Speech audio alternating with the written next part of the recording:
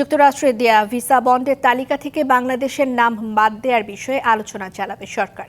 বিকেলে পররাষ্ট্র মন্ত্রণালয়ে একথা জানিয়েছেন পররাষ্ট্র উপদেষ্টা তৌহিদ হোসেন। তিনি আরও জানিয়েছেন, ভারত ক্রিকেটারদের নিরাপত্তা নিশ্চিত করতে না পারায় নিরপেক্ষ ভেন্যুতে টি-20 বিশ্বকাপ খেলতে চায় বাংলাদেশ।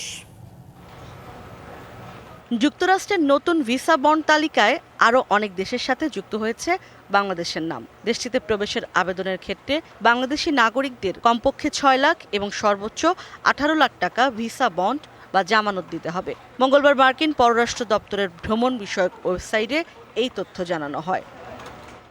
যুক্তরাষ্ট্রের এমন সিদ্ধান্তকে দুঃখজনক বলে মন্তব্য করেছেন পররাষ্ট্র উপদেষ্টা তৌহিদ হোসেন। অবশ্যই দুঃখজনক, অবশ্যই কষ্টকর আমাদের জন্য, কিন্তু এটা অস্বাভাবিক না।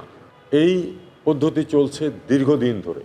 কাজেই দায় দায়িত্ব, যদি আপনি ধরেন যে পলিসিগত দায় দায়িত্ব যদি কারো থাকে, সেটা হলো পূর্ববর্তী সব সরকারের আছে, সেটাকে আমরা পরিবর্তন করতে পারিনি, পরিবর্তন করা সম্ভব না। কারণ মানুষের এই নড়াচড়া বন্ধ করার সাধ্য এই সরকারের নাই।